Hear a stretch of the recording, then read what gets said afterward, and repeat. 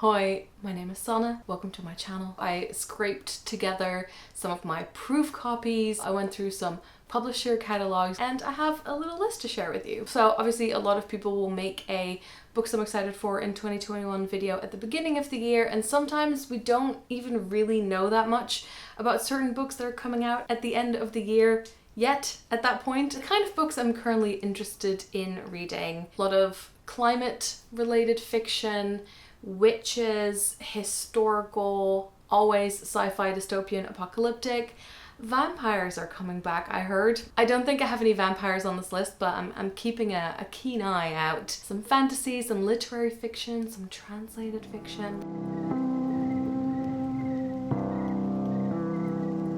So I wanted to start with September. First of all, there is Green Rising by Lauren James, who is an author that you might have seen pop up on my channel quite a few times. I think I've read two of her books now. Absolutely loved The Loneliest Girl in the Universe and The Quiet at the End of the World. And she's back with Green Rising, which is climate themed. Lauren has actually also formed like an alliance of fiction writers who talk about the climate in their books, and they've set up a really cool newsletter that you can follow, which is all about that topic, so I'll leave that in the description. But this is about teenagers who are growing up in an environmental disaster, and then teenagers start developing these special powers, the ability to grow plants from their hands or from their skin. And of course there are then companies who want to exploit these powers. Lauren's always been incorporating kind of STEM related topics in her books, but really excited to have a climate change specific one. Then we have Flames of Albion by the lovely Jean from Bookish Thoughts here on YouTube as well, who is a good friend of mine, and she actually came to London recently, so I now have a signed copy, and it features dragons, a young scholar, and a sapphic romance, and I can't wait to read this. Then there was a book that I think I heard about on another booktuber's channel, and I can't remember it, but I found it on my TBR, and it's by Maria Amparo Escadon. So it's called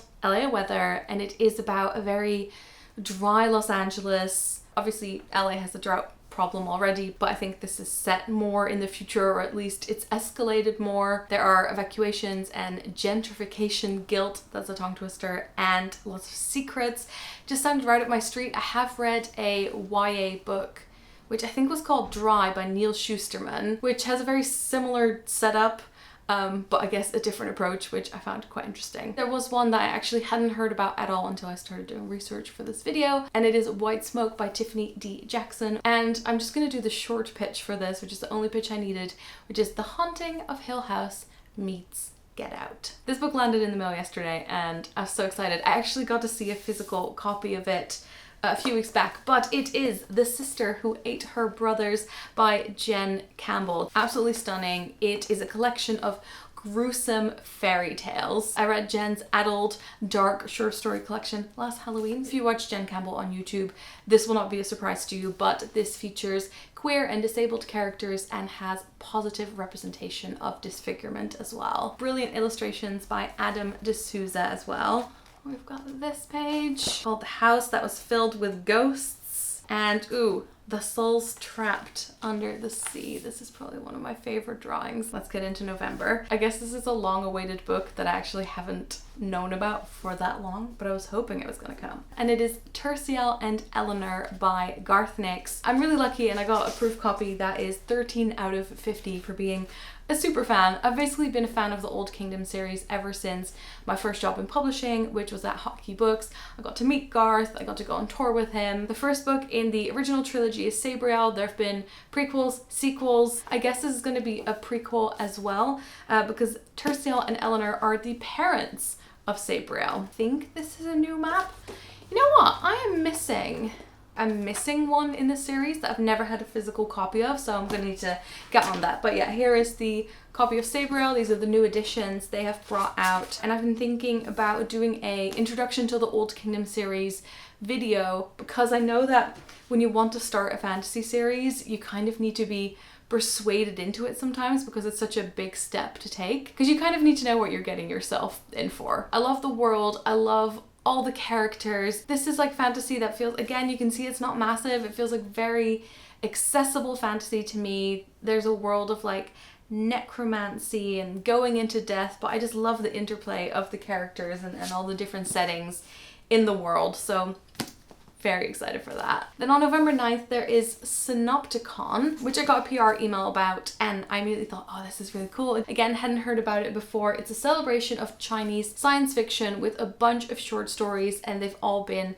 translated into English for the first time. I've read a bit of translated sci-fi, but would love to read more. And it is really interesting to get so many stories all from the same language in one collection. And I definitely haven't read that many sci-fi short stories. I recently bought a British Library short story collection that was all sci-fi, and that had the theme of like nature striking back, which I think will be really interesting too. But yeah, Synopticon. Then there's one that I don't have a physical copy of yet, but it should be arriving this week, and it is Skin of the Sea by Natasha Bowen, kind of described as Children of Blood and Bone meets The Little Mermaid. It's inspired by West African mythology, and the tagline is something about like a mermaid if she had to go fight the gods herself. And I will actually get to chat to the author about this book because I am chairing a panel at the Cheltenham Literary Festival called, I think it's called Debuts and Mocktails, and I'll be talking to 3 debut YA authors.